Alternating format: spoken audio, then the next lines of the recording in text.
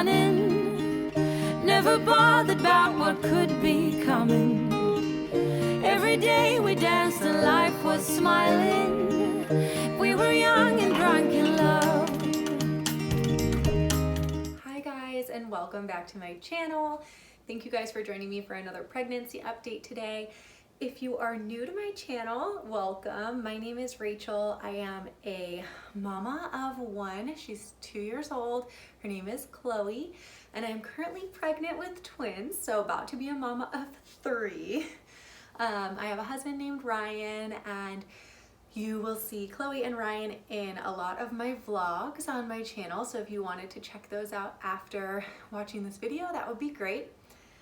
And today's video is all about my week 11 of my pregnancy.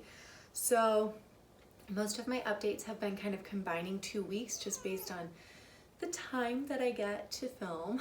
But I actually had time to sit down, and this week, oh man, a lot happened. It was a crazy, crazy week. So I'm gonna try not to get too emotional here when I talk about what happened during week 11. But I wanna start out by saying everything is okay and my babies are healthy and I am doing great. And the reason that I start out with that is week 11 started out normal. So my weeks change over on Wednesdays. So week 11 started out normal, but Friday evening when I was putting my daughter Chloe's toys away, Chloe and I were cleaning up her playroom area, which is actually like where we are now. I'm just on the couch portion of it. And every night before she gets in the bath and before bedtime, she helps me clean up her toys. And so we were cleaning up, I was crouched on the ground, and I felt, I felt a gush of blood into my underpants. I just felt fluid. It felt almost similar to the beginning of when my water broke with Chloe, which is what made it a little bit more alarming feeling. Not like how a period feels. It literally just felt like fluid came flushing out. And I got scared and got up and ran into the bathroom, and lo and behold, it was blood. It was coming out into the toilet as well. And it was really terrifying. My husband immediately called my on-call doctor because it was late at night. The office was closed. So we had to talk to the operator, have them relay the message to the on-call doctor, and have the on-call doctor call us back. Normally in this situation, they would recommend that you go into an ER and have the ER do a scan to make sure that the baby or babies, in my case, have a heartbeat and that they are okay. Unfortunately, we're in the middle of a global pandemic. And because of the fact that we have COVID-19 and that the ERs are full of people who have the virus, it's a very dangerous place for a pregnant person to be. And so my doctor that I spoke to recommended that we do not go in to the ER to get a scan. And the problem with that is that it was Friday evening and the clinic is not open on weekends. And so the earliest that they would be able to see me would be 10:30 on Monday morning. So Ryan and I spent the entire weekend, basically close to 3 full days, we spent wondering if the babies were okay. Wondering if both of them were okay, if one of them was okay, if I was okay, having no idea. The blood changed to sort of like a brownish spotting for all of Saturday and most of Sunday. Sunday evening I did experience some more red blood, and then it went back to brownish spotting again. However, the doctor had told us to anticipate some of that, and that there were several reasons why I may have been bleeding that were not a problem with the babies. I do need to point out that I have suffered a miscarriage within the past year. In November, right around Thanksgiving, I had a miscarriage, and so clearly that was going to be on my mind. So it was hard. It was really, really difficult to make it through that weekend, to try and act like I was totally normal. I didn't go on social media at all. I barely was talking to people. I had several people reach out to me and ask me if I was okay or if something was wrong, because it was probably pretty clear that my normal habits had changed for that weekend. But I couldn't talk about it. I know that some people were frustrated with me that I wasn't able to talk about it with them. But I wasn't. I couldn't even think about it. I had to just pretend like it wasn't happening in order to get through those 3 days, because if I thought about it, it was only negative thoughts. And I really try my hardest to stay positive, and I know that the negative thoughts are going to continue to make me more stressed out, and I didn't want to put more stress on my body or on the babies. So I couldn't think about it. That being said, Monday morning I got into my doctor and they did an ultrasound, and they both were wonderful, and their heartbeats were so strong in the 160s, and they were just bouncing around, and baby A was sucking their thumb. Baby B was bouncing around on top of baby A's head. I saw them stretch and move around, and it was perfect. They were perfect. They were not able to get my NT scan done just because the babies weren't in the right position. So I did have to come back actually this morning. So that'll be on my 12-week update when I talk about the NT scan. But during week 11, I was able to get my blood drawn. So they were able to draw 2 different things for me. One was the NIPT test. NIPT stands for non-invasive prenatal testing. And so what they do is they draw your blood. In your blood, there are particles of the DNA from both babies' placentas. And so they're able to piece that apart, tell the difference between the placentas, and they're able to tell if your babies are at risk for certain diseases, certain deadly illnesses, things that you might want to know about. And also they're able to predict the baby's genders that way. So I did get that test done, and I also had my blood drawn for another test, which is the genetic, what is it called? There goes my pregnancy brain. It's basically, I'll think of it soon, but it's basically tells you what your carrier likelihood is for certain diseases. So I did not have this done with Chloe because at the time my insurance didn't cover it, but this pregnancy my insurance did cover it, and I won't ever have to have it done again. So it's just a blood test that tells me, am I a carrier for certain specific genetic diseases?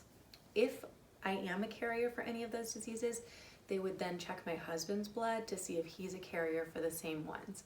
The only time that it could be a concern is if you're both carriers for the disease, because if one of you is a carrier, you're just going to pass on the carrier gene to your child, or you might not. They might not get it at all.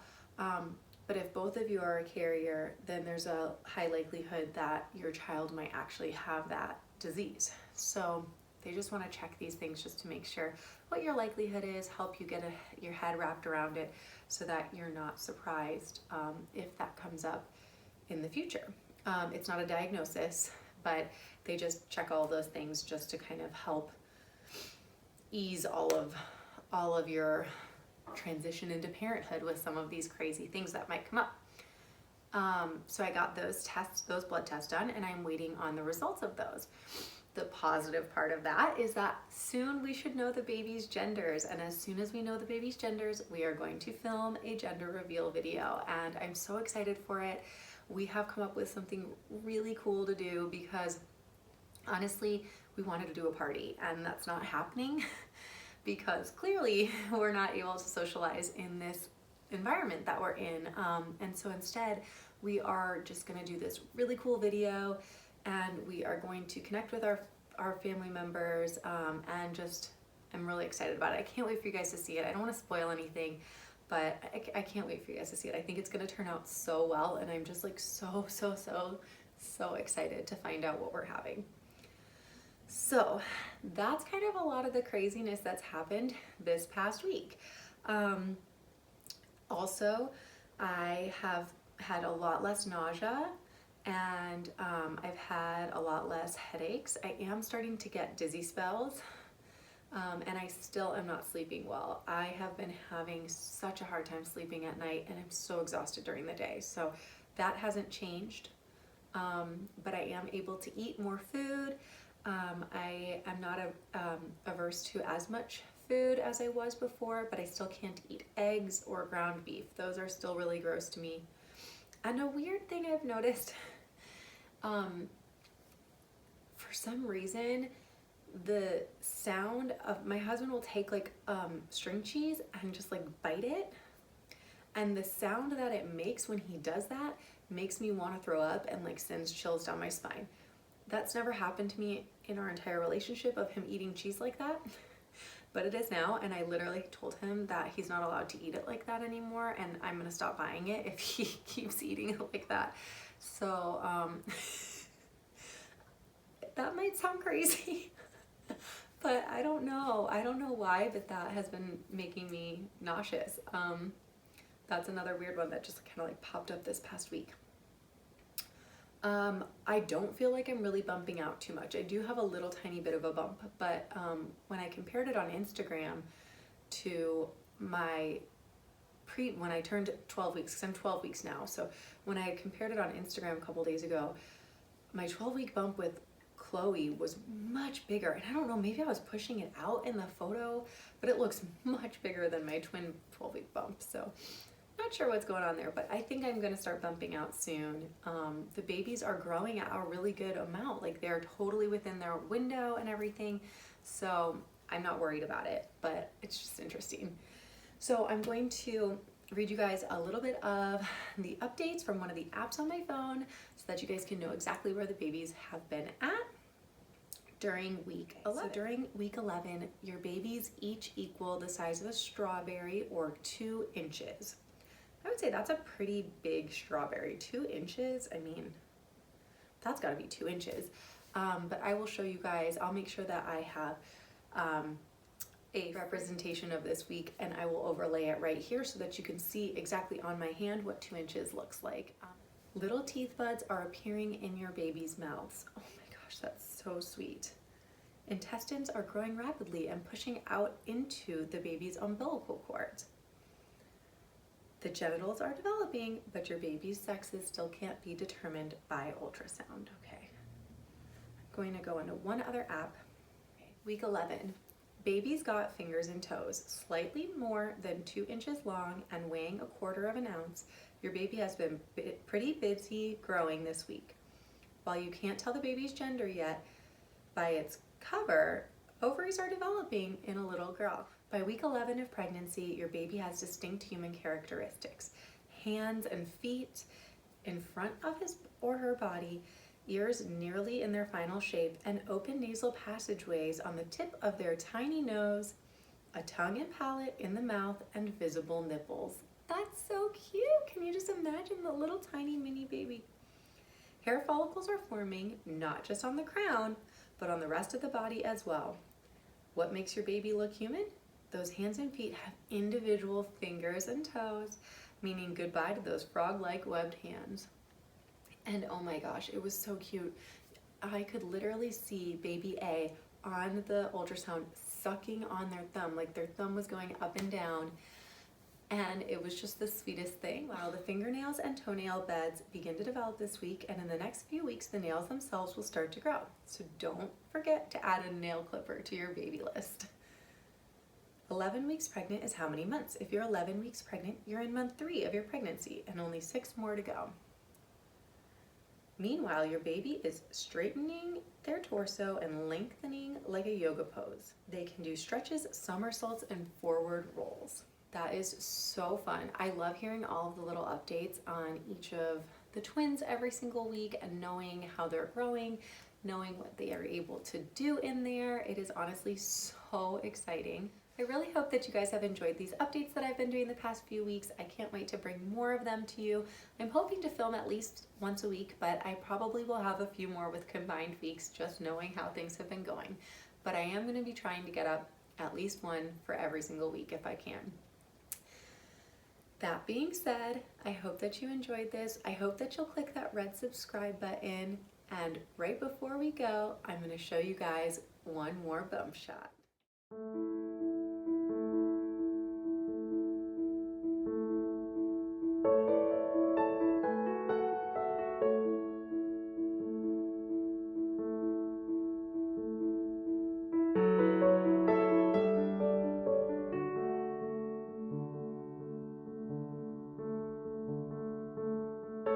All right, loves, see you in the next one. We were young and we were free and running, never bothered about what could be coming. Every day we danced and life was smiling.